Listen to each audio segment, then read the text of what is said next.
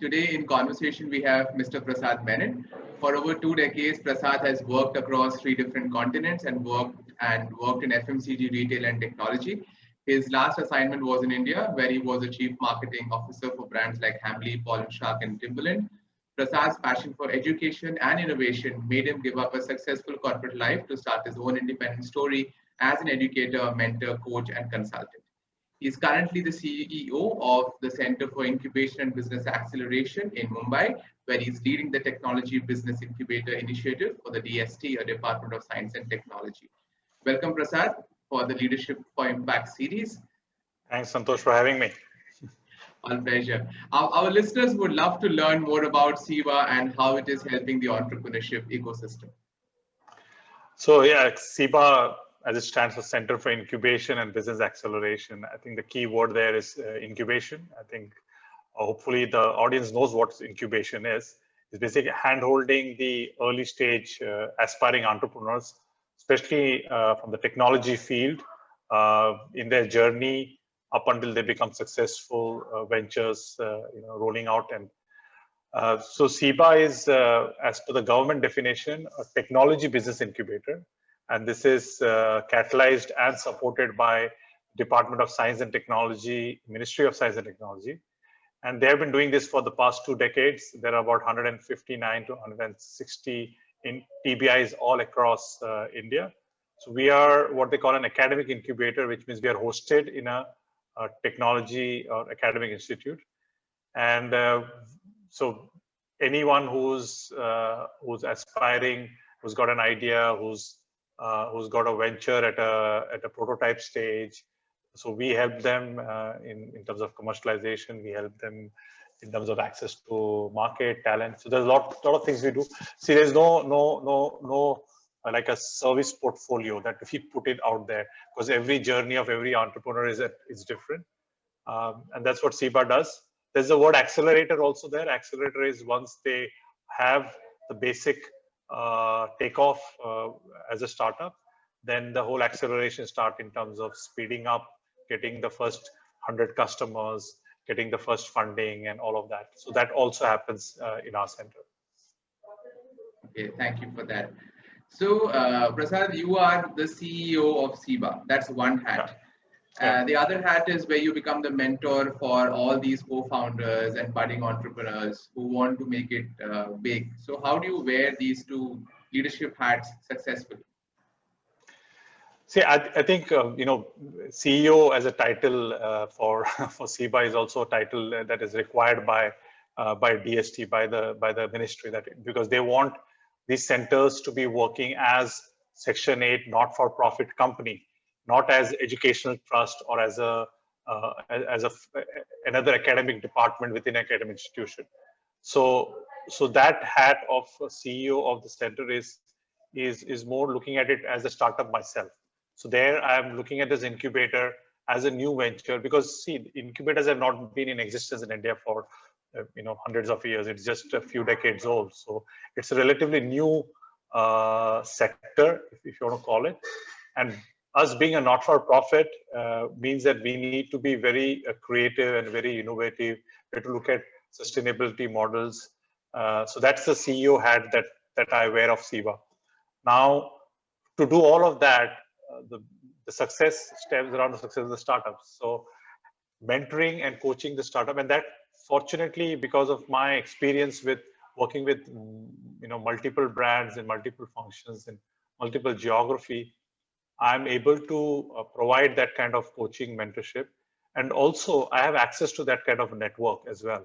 So for me, I get very excited if I'm able to provide that kind of social and business capital, if you want to call it, to this new co-founders, budding co-founders. And it's not, honestly, I don't look at it as 2 different hats. I see it as an integral part of the same role. Great. So thanks to this particular role that you're dealing with, you work with a lot of entrepreneurs, okay? And we haven't seen the best of times, if I were to say, the last year or. But many of them have done well for themselves. So what according to you is some core values that have really emerged in today's leaders given these challenging times? What have you seen that has helped them? See, I think no, I will say it on behalf of only on the startups, the startup ecosystem. And last year when the pandemic struck, and we had a lot of startups who were suddenly caught off guard. When I say caught off guard, because they were doing their product development, market development, everything at a pace which is unprecedented. It is not a pace which you typically find in a very well-established company, right? So for them, they're not used to this, slowing down. More than the lockdown, it's just slowing down. Suddenly things, need to go at a pace which they are not used to. So I think the core values which already as a technology-based founder that they already had were to look at everything with a lens of technology solution. So you have seen that, throughout the pandemic, those who relied on, I always say, feet on the street had a challenge, but those who relied on click on the screen did not have as much of a challenge, right? So that, looking at everything from a solution point of view and saying that, okay, there is a possibility to find a solution. And I have many examples of that in the startups who have managed to do that. That helped them a lot. The other part, which of course, was the resilience. Because what happens is, you're there not to build a company for 1 or 2 years. You're building a venture which is for many, many years. So a short-term statistic of a 1-month lockdown or 2-month lockdown or a 6-month lockdown or a 1-year lockdown should not shake your belief in the venture that you started on. So that kind of self-belief is one of the, I feel, the most important core value that these leaders should show. And I know, interestingly, what I also found was, there are those who are always positive, always optimistic, right? And they had this challenge even before the lockdown, because when they launch a product and it does not get the response that they had thought of, when they launched an app, and then there are bugs which they did not think that. So all these were challenges that they were dealing with anyway, right? So I feel that they already had it in them, but there were some that would drain their stamina, but there were some who would still go on. So I think resilience is another core value that these leaders should show, and those who have shown are able to sail through this, or still sailing through this, because it's not ended. Correct. That's absolutely true. Now let me ask you a personal question, Prasad. Okay. Mm-hmm. Do you recall your first job, your first boss, and do you have any leader or senior who you remember who really wowed you when you just walked into that first job of yours? So my first job was actually first full-time job, because you normally do a lot of jobs during summer breaks, and I've done that.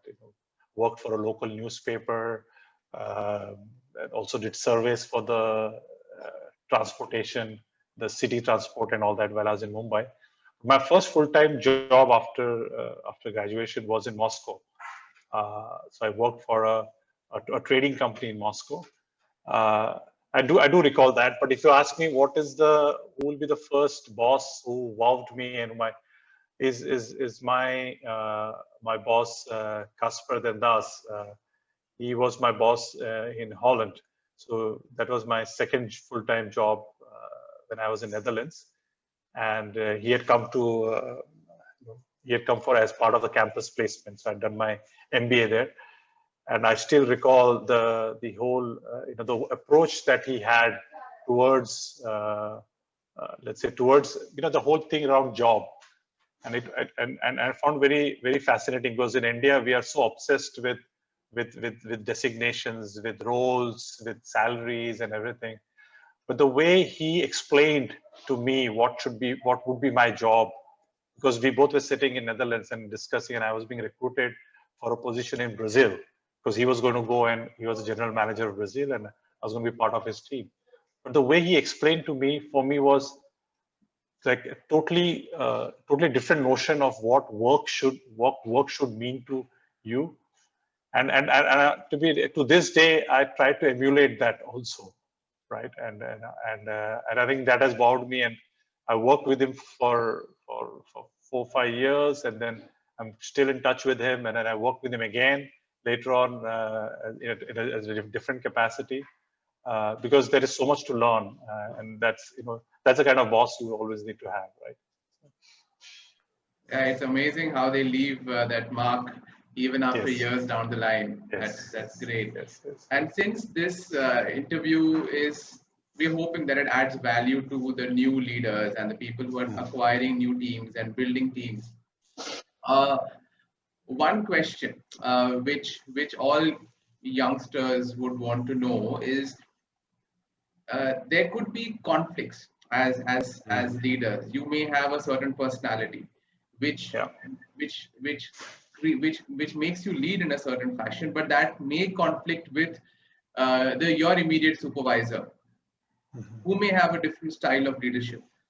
So what is the right approach to ensure that you come in a midway for the benefit of the organization?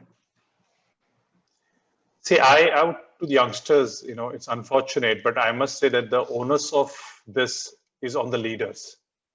So the leaders are the ones who need to be able to see this, and they are the ones who need to be adaptable and show a change in behavior. It's like in academy, I always say, there are no bad students. There can only be bad teachers. All are students. So you need to adapt and ensure that you're able to adapt to the learning needs and the learning style of the student.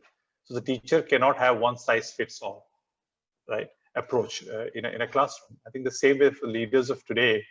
That is the number one thing that they need. The second thing is, if both the leaders and the subordinates and the team, they all are at least driven by the same purpose, that makes it very easy. Then the style becomes irrelevant. If they both know that I am telling the same thing with my with aggression, and so my team member is saying the same thing with silence, but both of them are talking about how do we launch this product, or how do we get that customer account. They both want that.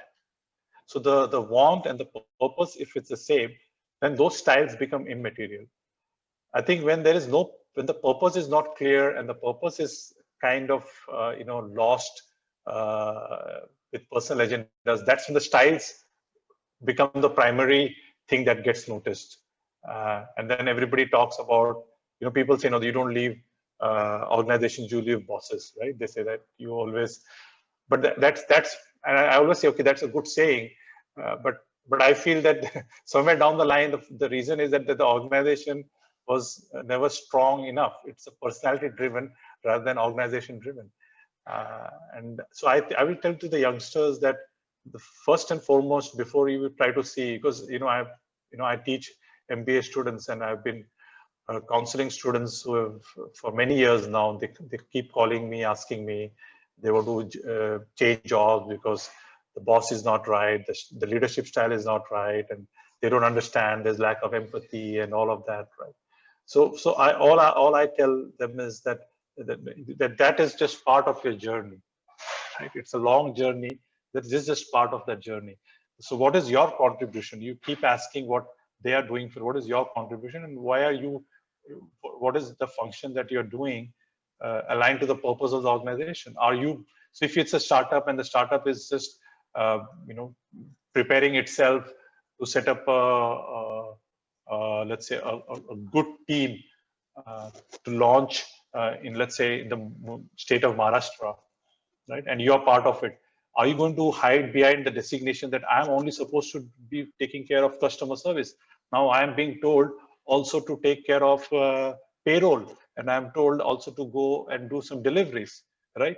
So you understand. So that's where I think people get that kind of frustration between two different styles of leadership. Yeah, but purpose is so core because if the organization manages to give the purpose, that makes it really strong, cohesive across. So let me ask you, coming closer home at CIBA, you Sure. have your own team and you have like a lot of people who work around you. So how do you keep the motivation, energy levels high? What is it that you try to use personally? See, so I don't have a big team at CIBA, but I do have a larger team. I always look at everyone around me, and see, it starts with your own self.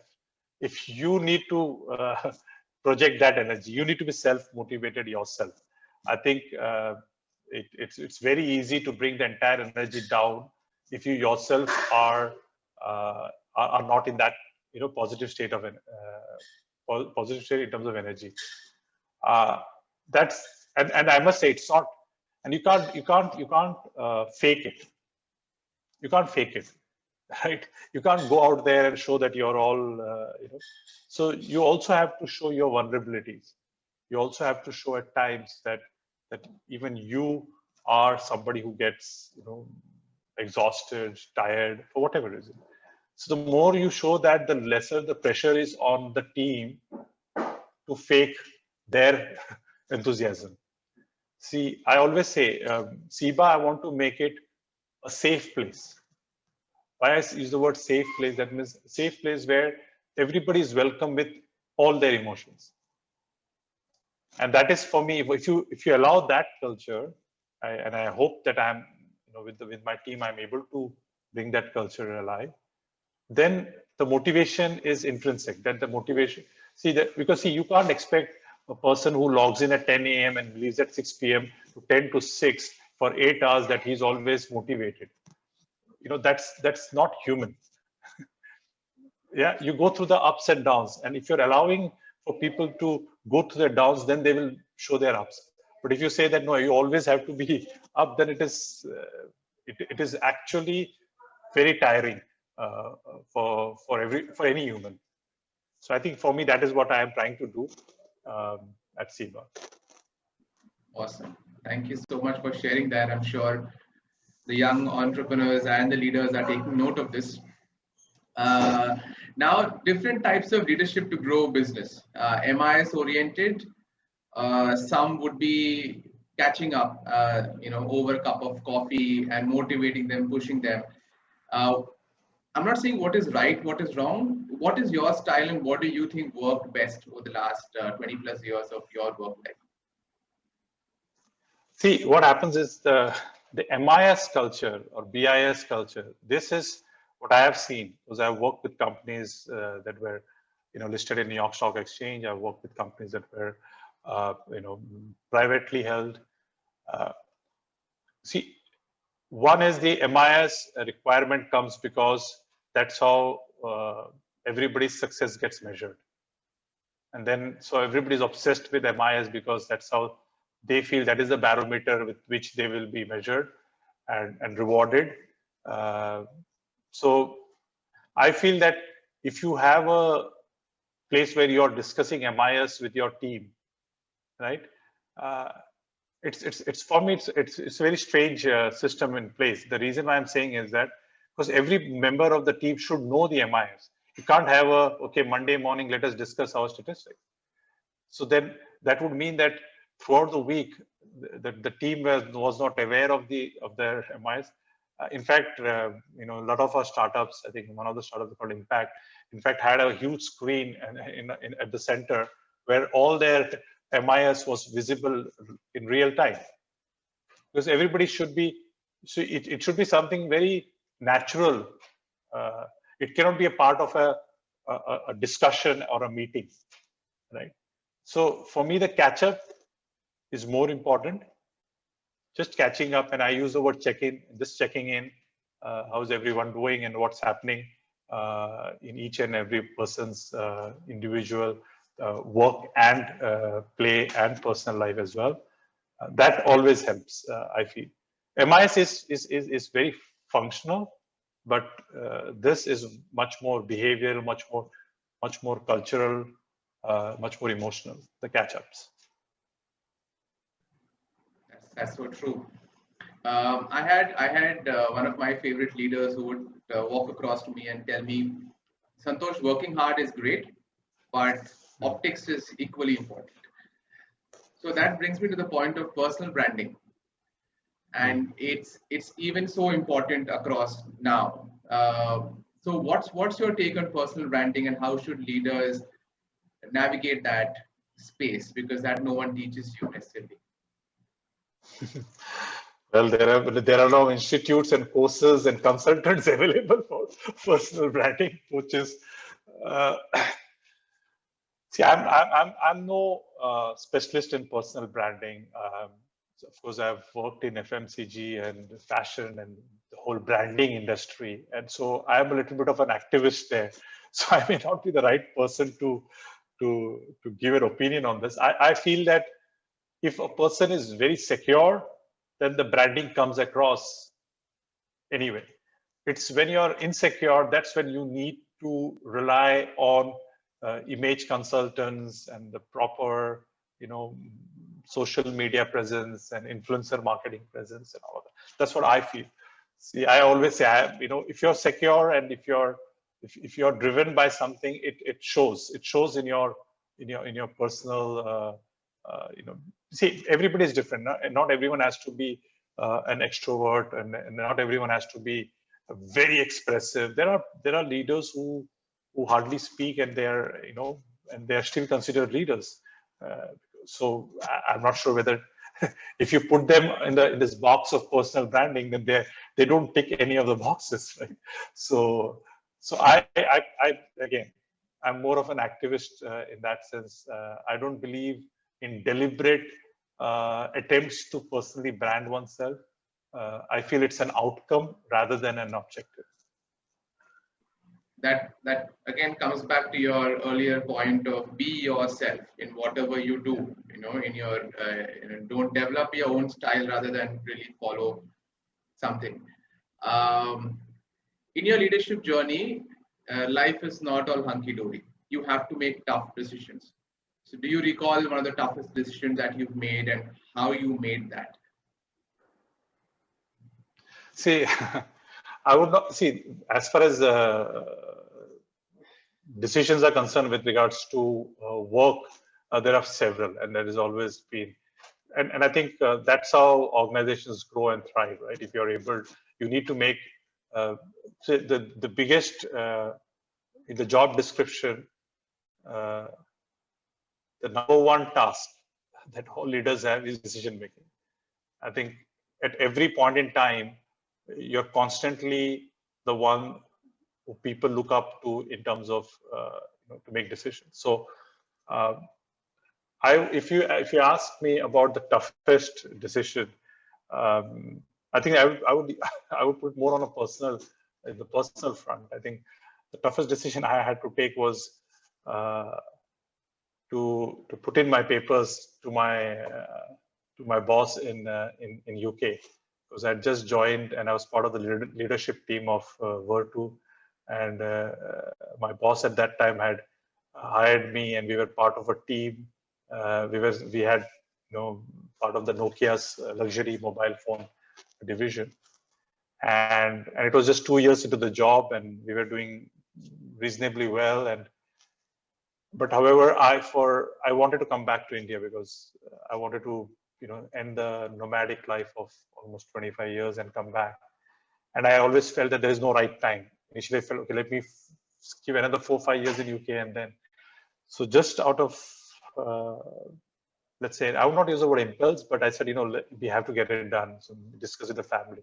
So for me to make that decision and then to tell that to Perry Osting, my boss and leader, and an extremely, let's say, great mentor and coach to me, was very, very difficult. I think for me, that making the decision was difficult, but to communicate that decision was even more difficult. And that was a time which constantly you're thinking and what to do, how to do it, is it the right thing to do or not to do it.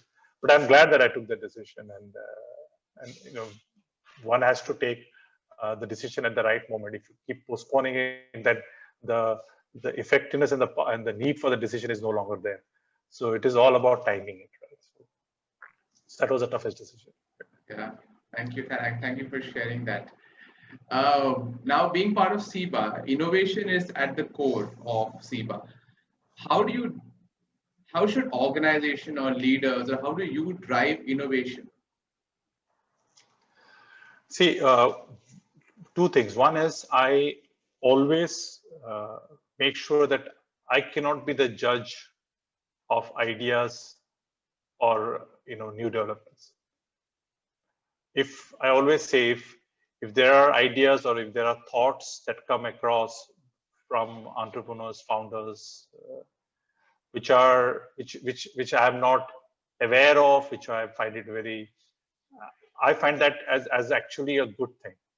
I think the more uncertain it is, then there is something definitely powerful in it. So I am very careful there in judging anyone's idea. So no idea or no innovation concept note that comes to me, I don't look at it from a lens of practicality. Because let's be practical, let's be. So that's one part, and the other is really appetite for risk. Rapid prototyping.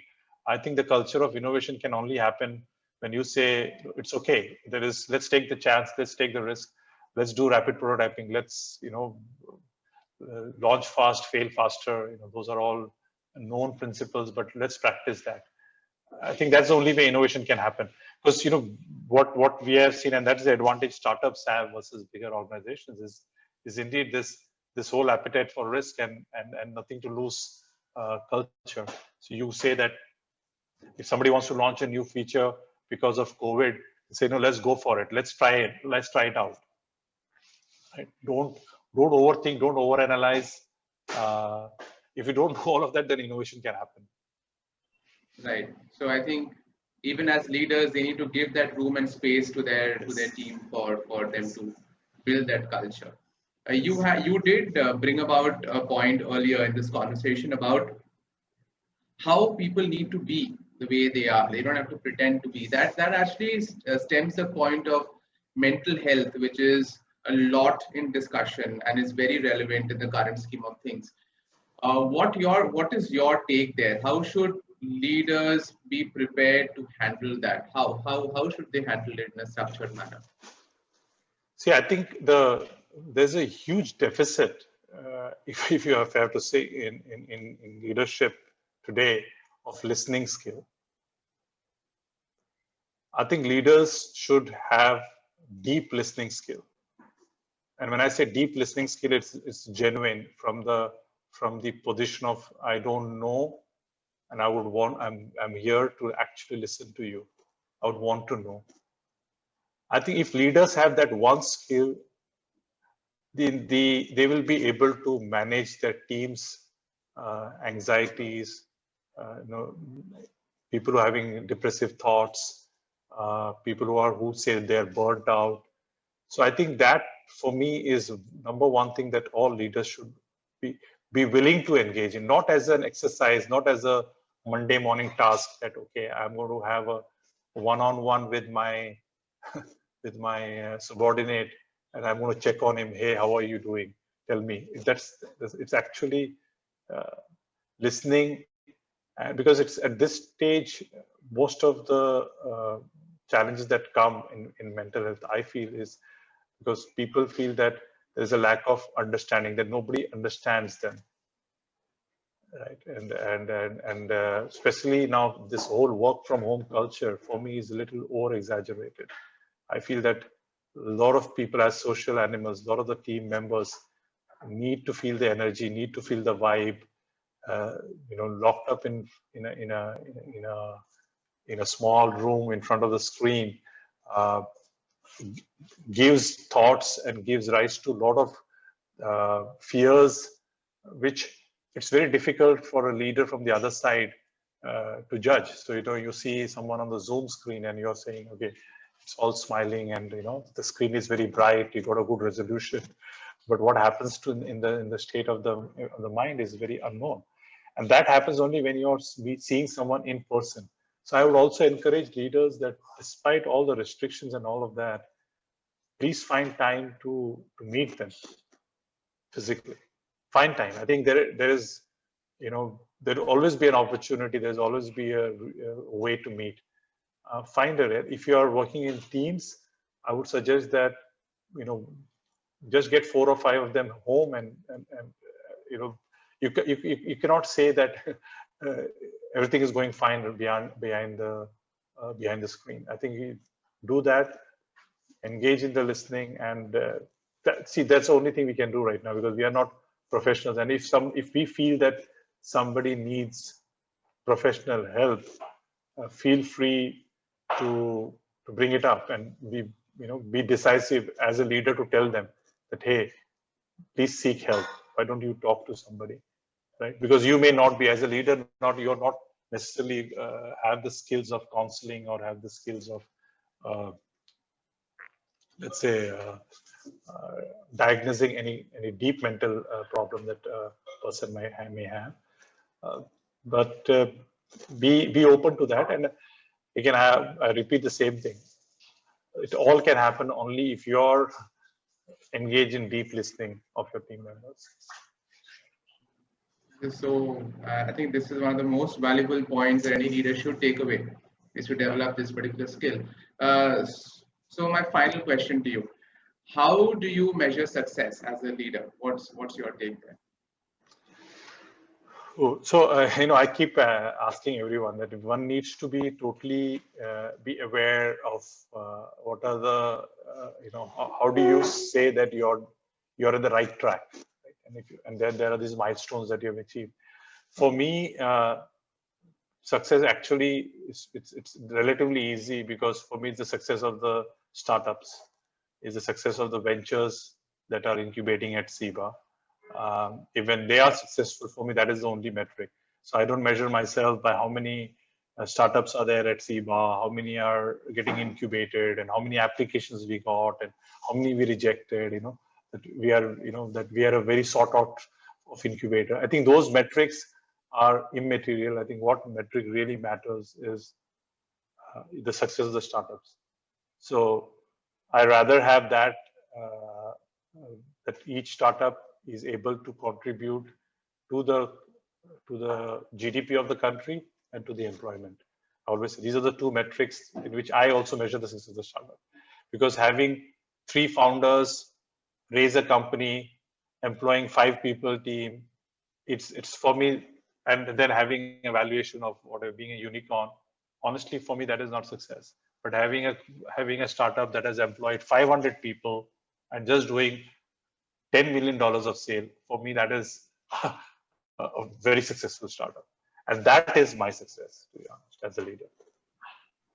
Thank you so much, Prasad. It's really strong note that you ended this conversation. Once again, thank you so much for taking time out and sharing this with the budding leaders. Much appreciated.